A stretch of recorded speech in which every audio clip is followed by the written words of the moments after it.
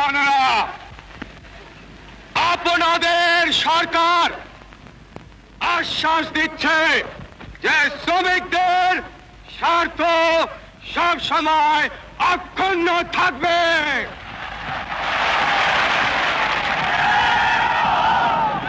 এদেশে সকলেই শ্রমিক।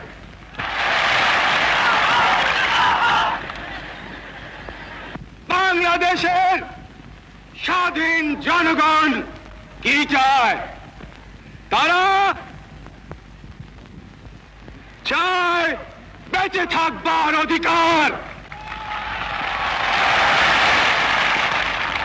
যে অধিকার আল্লাহ এই দেশের জনগণকে দিয়েছে।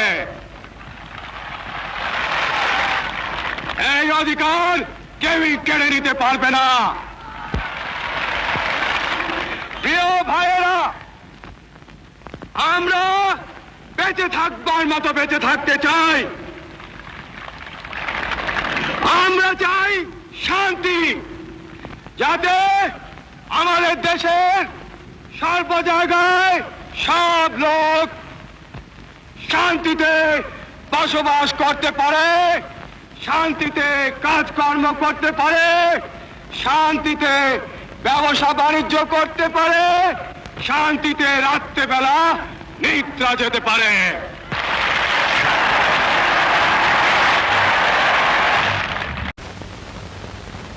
কেবলমাত্র এই এলাকার ভাই বোনদের জন্য নয়,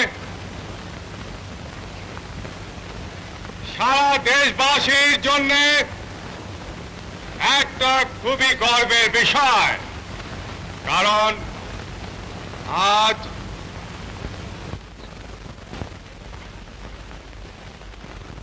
কাসাদা খাল খনন সম্পূর্ণ হয়েছে। এই খালের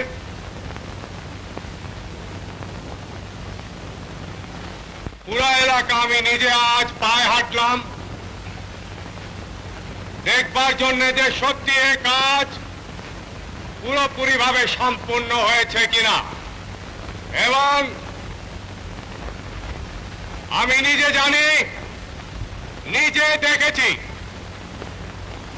এই কাজ সম্পূর্ণ হয়েছে পুরোপুরি ভাবে, এবং এটা বলতে গেলে প্রায় সম্পূর্ণ ভাবে স্বেচ্ছাশ্রমের ভিত্তিতে হয়েছে। কেবলমাত্র 100 মণ গম এবং 20,000 টাকা দেওয়া হয়েছে। বাকি সমস্ত কাজ এই এলাকার ভাই বোনেরা স্বেচ্ছাশ্রমের ভিত্তিতে করেছে। খননের ফলে আগামীতে লক্ষ লক্ষ একর জমিতে সারা বছর ধরে আপনারা চাষাবাদ করতে পারবেন, এবং এই নদী পুনর্খনন করার ফলে ঢাকা জেলার যে খাদ্য ঘাটতি হয়েছে ইনশাআল্লাহ সেই ঘাটতি পুরোপুরি ভাবে মিটে যাবে। যে সব এলাকাতে এইভাবে পানি নিয়ে যাওয়া যাবে না, সেই সব এলাকাতে নতুন খাল খনন করতে হবে। যে সব এলাকাতে খাল নদী দিয়ে আমরা পানি নিয়ে যেতে পারবো না, সেই সব এলাকাতে সেচের ব্যবস্থা করতে হবে গভীর এবং অগভীর নলকূপ দিয়ে। আমি সারা দেশব্যাপী গত 1 বছর থেকে বলছি, সমস্ত রাস্তা বাঁধে দুপাশে নদীর পাড়ে খালের পাড়ে ফলের গাছ লাগান। এরকম ভাবে সারা বাংলাদেশ ব্যাপী যদি ফলের গাছ লাগানো হয়, আম গাছ, কাঁঠাল গাছ, যা খুশি লাগান, একদিকে যেমন আপনাদের পুরানি কাঠের চাহিদা মিটবে, অন্যদিকে আপনারা বিপুল পরিমাণে ফল উৎপাদন করতে পারবেন। আমাদের হিসাবে এরকম ভাবে ফল উৎপাদন করলে বছরে প্রায় 2000 কোটি টাকার অতিরিক্ত ফল উৎপাদন করতে পারবেন।